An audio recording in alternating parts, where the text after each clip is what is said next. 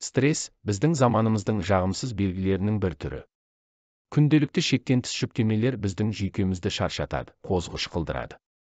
Күнделікті осындай қоздырғыштармен қалай күресіп жүрміз? Критикалық кездерде өз-өзімізді басқара аламыз ба? Өйткені стресстен құтылып қана қоймай, біз оны өз пайдамызға да асыра аламыз. Одан құтылудың қажеті жоқ, тіпті онымен күресу амалдарын білу үшін арнайы лекцияларға да бару керек емес. Сол үшін стресс дегеніміз не және онымен қалай күресу керек, соны анықтап алайық.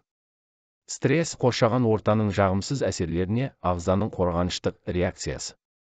Стресс бізді үнемі қоршап жүреді. Ол таң атқаннан сағаттың қоңырауынан басталып, кейін жол кептелісі, оқу үрдісі, жұмыс, туыстарыңмен ренжісулер, ұйқының қанбауы және т.б. стрессіз өмір сүру мүмкін бе? Ғылымның дәлелі бойынша мүмкін емес.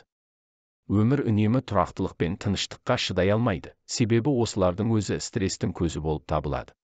Бірақ өзіңнің жан дүние жағдайының жақсаруына әсер етуге болады. Стресс адамның психологиялық та, физикалық та денсаулығына теріс әсерін тигізеді.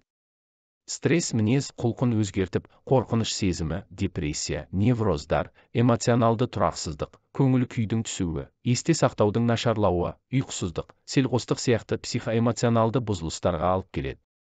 Стресстер, әсіресе олар жиі және ұзақ болса, физикалық денсаулыққа да кері әсерін тигізеді. Олар көптеген аурулардың дамуында немесе өршуінде қауіп, қатер факторы болып табылады.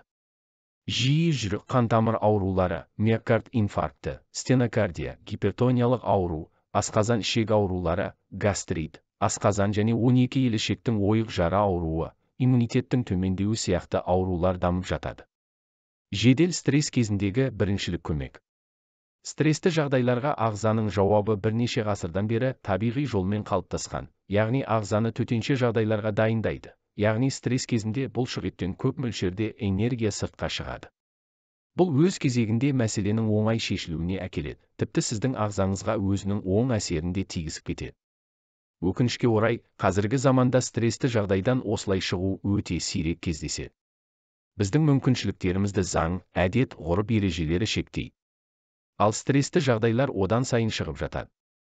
Сондықтан стрессті жағдайлардан тез шығудың амалдарын үйрену керек.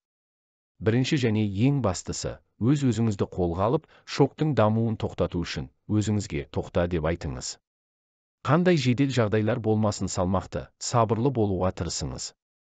Сіздің орныңызға басқа біреулер жүйкесін тоздырсын. Небір ауыр кикілжіңдерде өз-өзіңізді ұстасаңыз, сіз ол жерде әлсіз жақ болып қалмайсыз. Керісінше, сіз ол жерде мықты және тұрақты тұлға ретінде қаласыз. Жедел стрессті жағдайдан құтылуға көмектесетін бірнеше амалдар. Стресске қарсы, тыныштандырушы демалу әдістері. Мұрын арқылы баяу, терең дем алыңыз, қысқа уақытқа деміңізді ұстаңыз, содан кейін баяу тынысыңызды шығарыңыз. Әр деміңіз арқылы барлық стресс, кернеу, қатыгездіктің шығып жатқанын елестетіңіз. Бұл жаттығуды, әр дем шығару мен ұстауды ұзарта отырып, 8-10 рет қайталау керек. Бұлар әр ересек адамның адал және жауапты іс-әрекеті болып табылады. Эмоциялардың жағымсыз салдарының алдын алады. Өкінішке орай эмоцияға салынып, бойымызды ашуға алдырып, қатал және дөрекі сөздерді де айтып жібереміз. Оның орнына өзіңіздің ренжісіңіз бен оның себептері туралы өз туысқандарыңызға түсіндіріңіз. Сонда ғана керек емес ренжісулер мен ұрыс-қарыстар болмайды. Егер де жағдайды тез арада өзгерту мүмкін болмаса, оған деген көзқарасыңызды өзгертуге тырысыңыз. Әр оқиғаның оңтайлы жағын іздестіруге ұмтылыңыз. Күліңіз. Мейлінше жиі күліңіз. Күлкі стресске қарсы келетін күшті ем.